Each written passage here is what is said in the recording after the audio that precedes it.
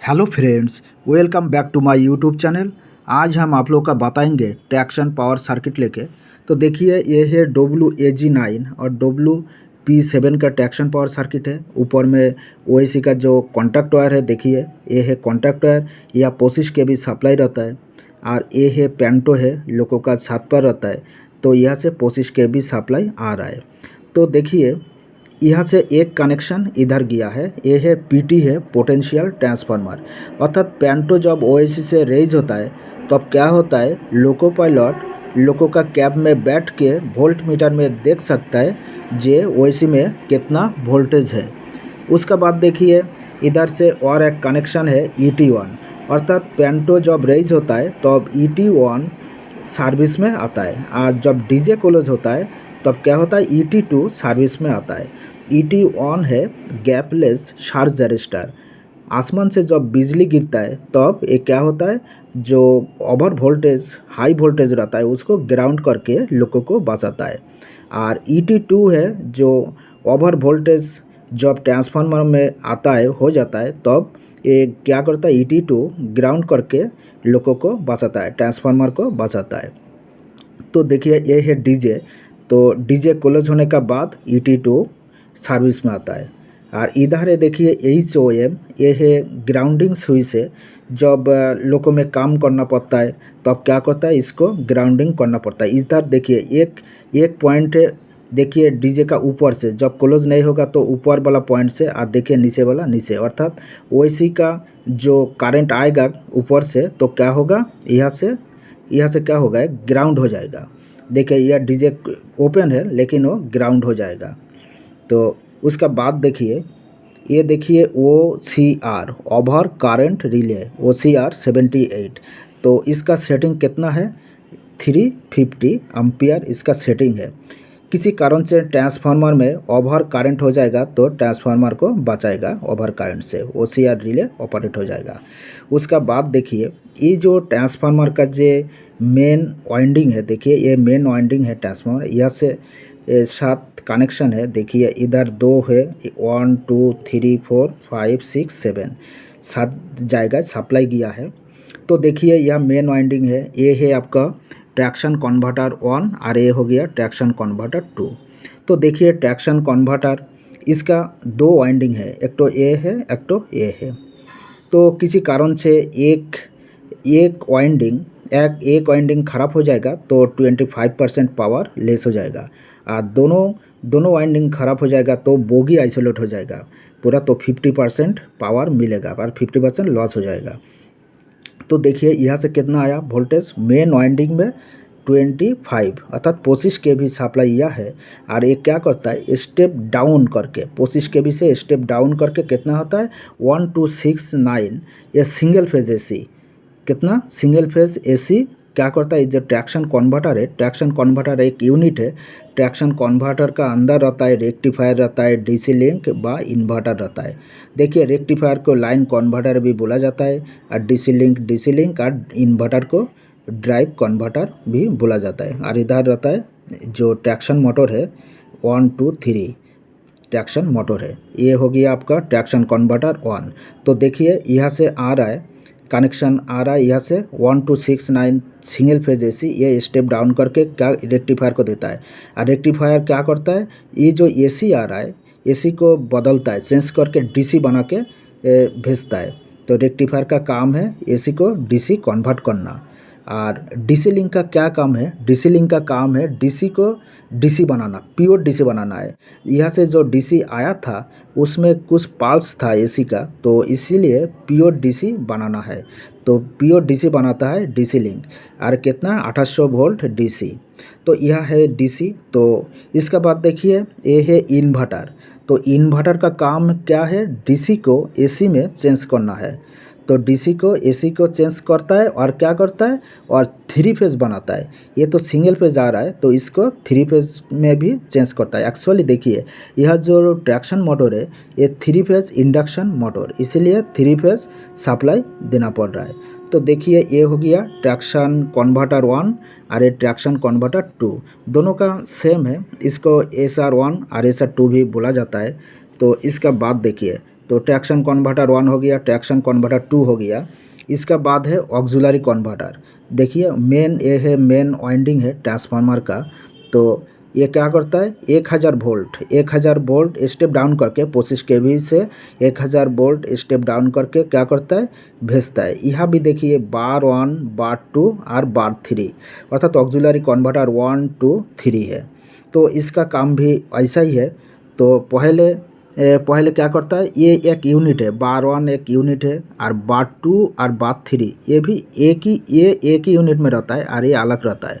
लेकिन बार 1, बार 2, बार 3 है। तो देखिए पहले देखिए ऑक्सिलरी कन्वर्टर 1000 वोल्ट लेता है, और इसको क्या क्या करना है, 415 वोल्ट इधर जो ऑक्सिलरीज है उसको सप्लाई देना है। ये भी 3 फेज है, 3 फेज है। तो पहले देखिए ये है क्या है, ये है रेक्टिफायर। पहले एसी को क्या करता है, एसी को रेक्टिफायर क्या करता है, डीसी बनाता है, और यह डीसी लिंक है तो प्योर डीसी बनता है।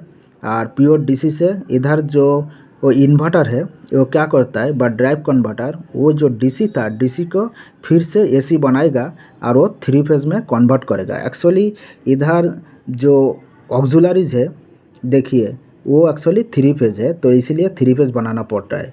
तो देखिए इधर कितना, इधर से 1000 वोल्ट लिया और 415 वोल्ट एसी में चेंज किया है। यहाँ बार 1 से सप्लाई किसको किसको मिल रहा है, OCB 1 और OCB 2, ऑयल कूलिंग ब्लोअर 1 और ऑयल कूलिंग ब्लोअर 2। तो ऑयल कूलिंग ब्लोअर क्या करता है, ऑयल को ठंडा करता है। किसको किसको, तेल को ठंडा करता है, जो नीचे जो मेन ट्रांसफार्मर है उसका तेल ठंडा करता है, और किसका, और ट्रैक्शन कन्वर्टर। तो 2 OCB है, तो मेन ट्रांसफार्मर से एक पंप से आता है, एक पंप से OCB 1 में आता है, और दूसरा पंप से आता है OCB 2 में। और ट्रैक्शन कन्वर्टर 1 का तेल आता है OCB 1 में, ट्रैक्शन कन्वर्टर 2 का तेल आएगा OCB 2 में। ये क्या करता है, तेल ठंडा करता है।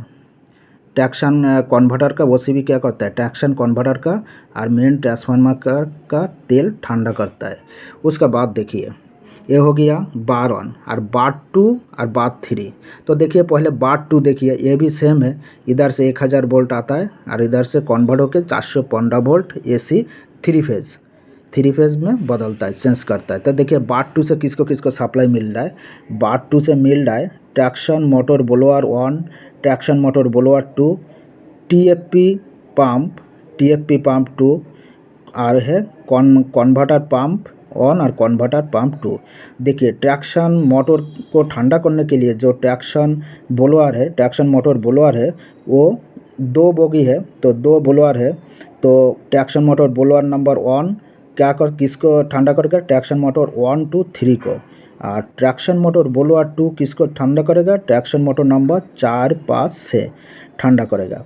और ट्रैक्शन मोटर ब्लोअर तो इसको चलाने के लिए तो सप्लाई चाहिए, वो ऑक्सिलरी कन्वर्टर बार 2 से इसको सप्लाई मिल रहा है। ये 3 फेज ऑक्सिलरी है सब।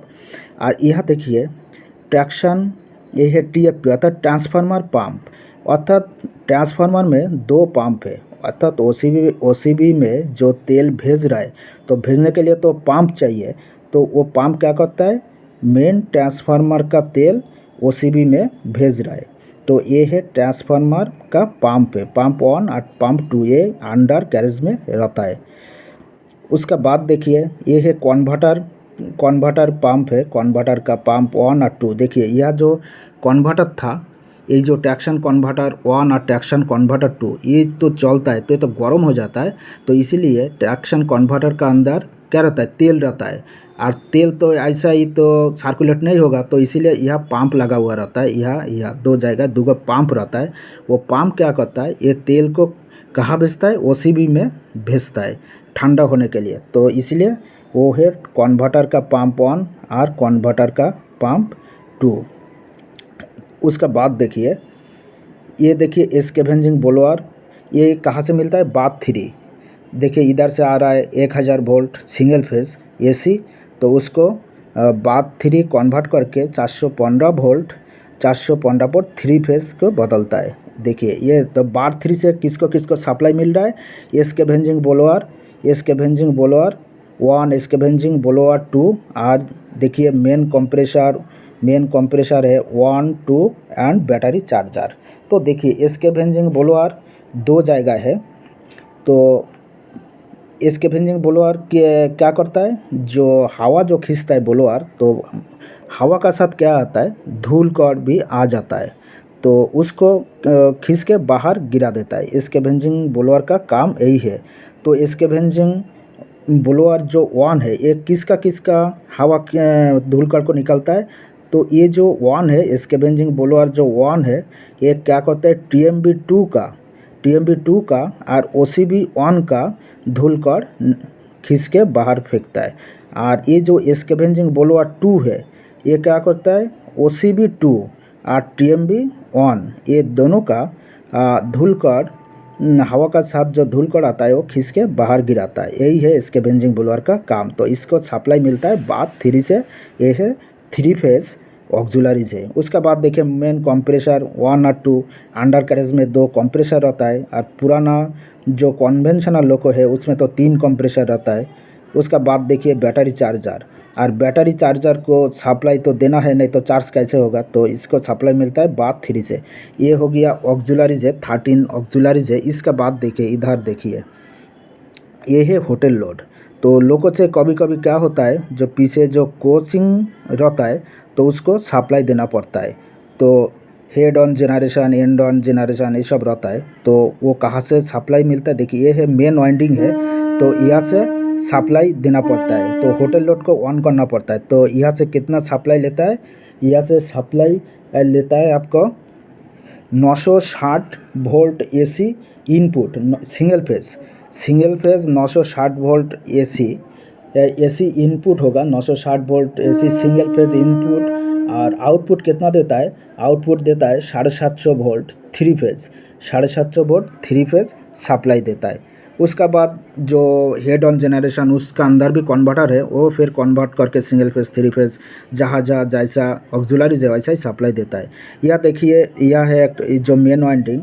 तो इसका पास हार्मोनिक फ़िल्टर है। हार्मोनिक फ़िल्टर क्यों लगाते हैं, देखिए एक्चुअली ये जो करंट आ रहा है तो इसको प्योर करने के लिए हार्मोनिक फ़िल्टर लगा दिया। जो वेव, एक्चुअली हार्मोनिक मतलब ऐसा वेव रहता है, तो वेव को एकदम जीरो नहीं होता है, सीधा नहीं होगा, तो वेव को कम करना पड़ता है। क्यों कम करना पड़ता है, वेव ज़्यादा होगा तो क्या होगा, हमारा जो बहुत सारी रिले है, जो सेंसर है वो ठीक से काम नहीं करेगा, वेव ज़्यादा रहेगा।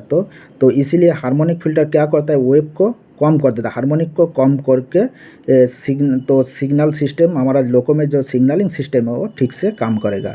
तो हार्मोनिक फ़िल्टर का जो रेजिस्टेंस है वो 7 का ऊपर रहता है। और हार्मोनिक फ़िल्टर जो है उसका जो कंडक्टर कैपेसिटर वो लोको का जो मशीन रूम है उसका अंदर रहता है, कैपेसिटेंस और कंडक्टर। तो ये हो गया हार्मोनिक फ़िल्टर। तो देखिए, तो ये पूरा आप लोगों का बता दिया जे OAC से ट्रैक्शन मोटर तक सप्लाई कैसे कैसे जा रहा है, कहाँ से जा रहा है।